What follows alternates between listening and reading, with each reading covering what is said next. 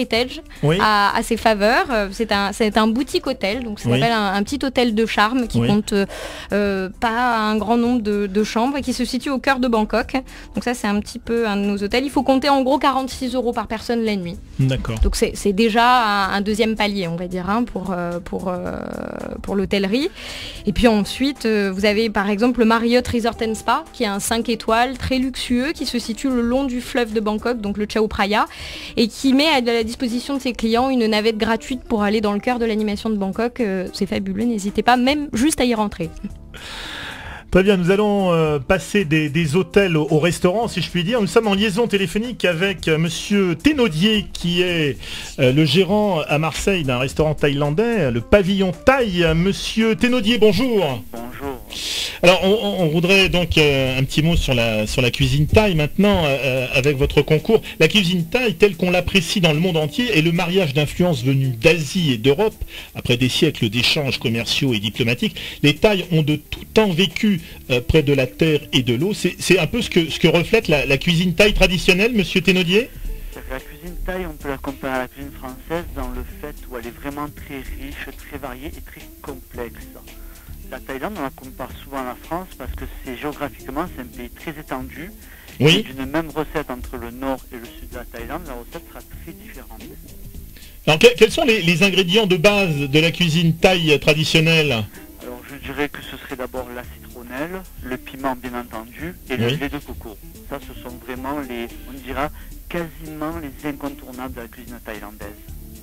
Un repas thaï est traditionnellement préparé en commun et comprend plusieurs plats servis en même temps et mangés avec du riz cuit à la vapeur. Pourriez-vous nous présenter quelques exemples de plats d'un repas typiquement thaï que vous servez à Marseille dans votre établissement? Alors, un repas typiquement thaï... Je vais vous demander de parler un peu plus fort, voilà, pour qu'on vous entende bien. Est-ce que vous m'entendez mieux? Voilà, ça va mieux, oui. Voilà. Alors, un repas typiquement thaï se composera de salade de papaye, bien sûr. Oui.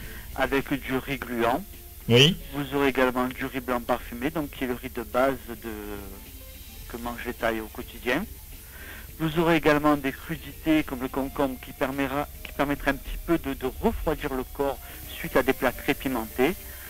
Vous pouvez également avoir à table des currys, donc une palette de curry assez étendue qui va du curry rouge au curry vert, en passant par des currys un petit peu plus élaborés à base de cumin, de graines de cardamome, de kombava. C'est des plats qui sont assez complexes tout en étant complémentaires. Alors, le repas typique doit se composer de plats, excusez-moi de vous interrompre. Non, je vous écoute. De plats pimentés, d'un petit peu de sucré salé, des crudités pour rafraîchir le tout, du riz qui est bien sûr la base de l'alimentation en Thaïlande, et de fruits. Très bien. Est-ce que la sauce pimentée est appréciée par vos clients, monsieur Thénaudier? De plus en plus. Oui, vraiment? De plus en plus. Quand nous avons pris l'établissement il y a de cela plus de 15 ans, très peu de personnes pouvaient manger pimenté. Et on s'aperçoit que les personnes sont de plus en plus demandeuses de plats pimentés, voire très très pimentés. Alors les Marseillais apprécient votre établissement, je suppose? Oui, je pense que oui. Merci monsieur Olivia confirme. Merci monsieur Thénaudier d'être intervenu dans cette émission. À très bientôt. C'est moi qui vous remercie. Bonne fin de journée. Au revoir. Merci. Au revoir.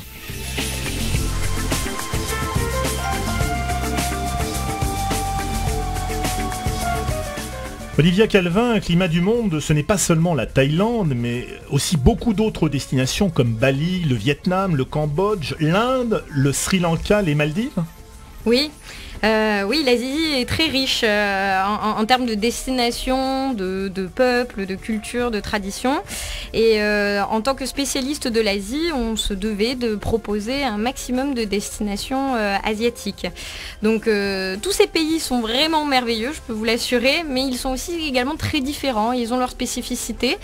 Donc n'hésitez vraiment pas à combiner parfois différents pays en un seul voyage. C'est vraiment différent en passant de... Bali n'a rien à voir avec la Thaïlande, ni même avec le Vietnam. Tout de suite après la Thaïlande, dans quel pays d'Asie vous conseilleriez à nos auditeurs de se rendre? Selon moi, il n'y a pas de règle. Je veux dire, on va vraiment là où on a envie. Maintenant, on peut considérer que les pays comme le Laos ou le Cambodge, qui ont des frontières avec la Thaïlande, se prêtent mieux à l'escapade à l'issue d'un voyage en Thaïlande. Donc vous passez une semaine ou plus en Thaïlande et vous allez passer 3-4 nuits dans les montagnes au Laos ou encore au temple d'Angkor au Cambodge. Je pense que ça s'y prête bien. En revanche, le Vietnam est par exemple si grand, ou l'Indonésie, c'est des pays où il vaudra mieux consacrer 2 semaines complètes pour pouvoir visiter le pays.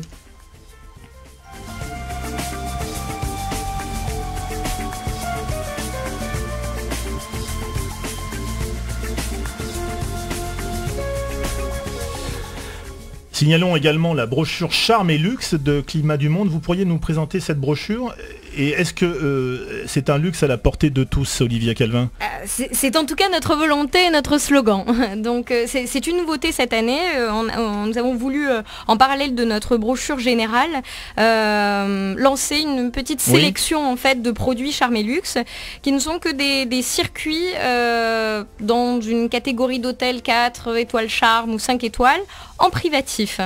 Donc voilà, pour nous c'est déjà un luxe de pouvoir partir, on imagine, en 4 étoiles avec un guide privatif en Thaïlande. Nos prix démarrent à partir de 2 000 € par personne environ. Donc c'est je pense un prix assez raisonnable compte tenu des prestations vraiment haut de gamme que vous avez sur place.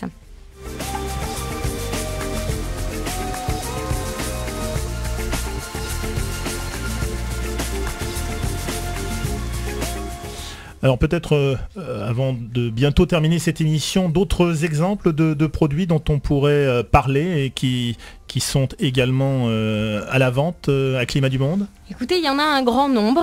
Alors quelques-uns, détaillez-nous quelques produits. Écoutez, vers l'Asie. Déjà, tout à l'heure, on parlait de combiner un produit qui plaît énormément. C'est notre grand tour de Thaïlande, avec Phuket ou Koh Samui à la fin. On tourne aux alentours de 1399 € par personne, les 17 jours, 14 nuits. Encore une fois, tous les prix que je vous donne sont au départ de France. Il y a les vols inclus, les transferts. Vous avez votre circuit, votre pension complète. Avec les prix acheminement pour les Marseillais en Marseille-Paris, Paris-Marseille. On ne serait pas un Théo Marseillais en ne proposant pas les préacheminements de province. Ensuite, sur Phuket, vous avez une large gamme d'hôtels. En ce moment, c'est vrai qu'on a un de nos hôtels phares qui est le Laguna Beach Resort qui se situe au nord de Phuket, en fait, près de la lagune. D'où son nom, et qui est en promotion au mois de juin à 999 € les 10 jours 7 nuits. C'est un hôtel 4-5 étoiles. Donc 999 au départ de France encore. Enfin, Koh Samui, qui est notre île chouchou, je pense, dans l'équipe, et qui est assez privilégiée, surtout à cette période. C'est vraiment la bonne période l'été pour aller à Koh Samui. Phuket est souvent plus privilégié en hiver. Vous avez aussi des produits type le Samui Yacht Club ou l'Amari Palm Reef, où on est à partir de 1099 €, pareil, les 10 jours 7 nuits au départ de France. TTC encore une fois.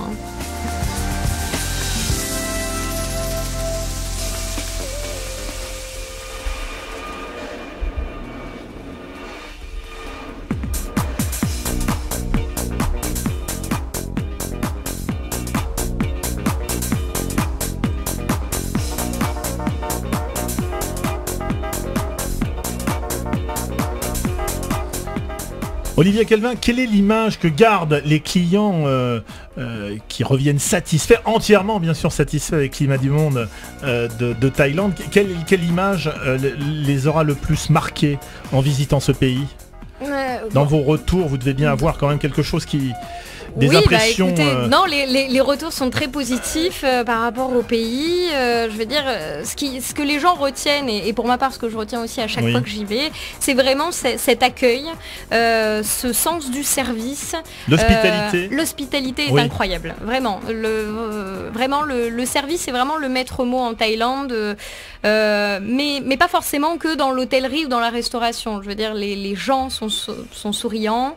Et puis, je crois, voilà, on en a parlé, la gastronomie est fabuleuse, et puis les paysages, les eaux turquoises, les plages de sable blanc. a qu'en Thaïlande que vous pourrez en tout cas trouver des plages aussi belles à un prix aussi abordable.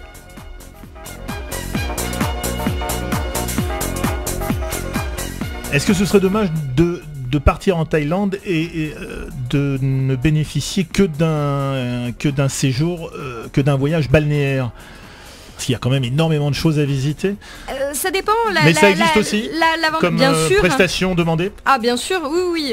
Ça représente quel pourcentage par rapport au circuit et au reste des produits, le balnéaire? Je dirais qu'aujourd'hui, un client sur deux fait du combiné, donc à la fois du circuit et à la fois du balnéaire.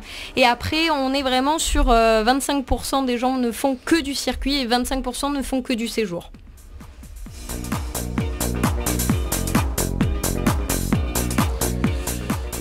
Alors un petit mot, parmi les choses qui dérangent, on a souvent fait allusion à propos de la Thaïlande au tourisme sexuel. Où en est-on par rapport à cette question? Est-ce que les autorités Thaï ont pris des dispositions? La problématique a un peu évolué. Je suis assez étonnée que le sujet revienne souvent Oui. sur le tapis au sujet de la Thaïlande. C'est un pays, et en tout cas ses autorités ont pris des dispositions il y a déjà bien longtemps. Il y a bien plus d'une trentaine d'années que la Thaïlande a conscience de ce genre de problème. Bien plus, je pense, que dans d'autres pays où les choses continuent alors que les autorités n'en ont pas conscience. Je peux vous assurer qu'il y a un réel contrôle des autorités là-dessus. Et ça serait vraiment dommage de ternir l'image de la Thaïlande sur un sujet pareil, alors que malheureusement la prostitution existe également en France, il me semble. Très bien. Olivia Calvin, on peut dire que l'Asie c'est devenu une véritable passion pour toute l'équipe Climat du Monde? Ah oui, tout à fait. Et j'en profite aujourd'hui pour remercier en tout cas toute notre équipe pour toute son implication au quotidien, parce que c'est vrai, on est toutes des passionnés d'Asie et dès que le temps nous le permet, on essaye d'y aller, d'y retourner, de s'y ressourcer afin de rapporter chaque année surtout des nouveautés pour nos clients et surtout nos coups de cœur. Merci Olivia Calvin. Merci. D'être venue à ce micro. Merci Richard.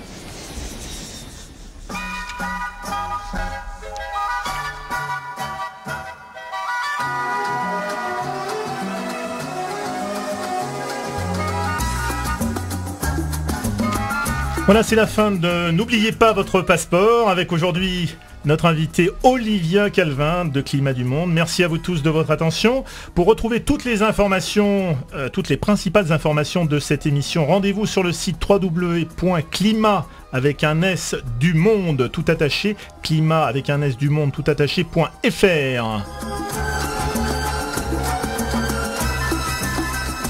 Pour vous rendre dans l'agence à Marseille, vous trouverez Climat du Monde derrière le Vieux-Port, 6 rue Pythéas, 14 rue Beauvau, le téléphone 04 91 15 70 25 ou le 04 91 15 70 27. Une adresse mail contact@climat sans s-du-monde.fr.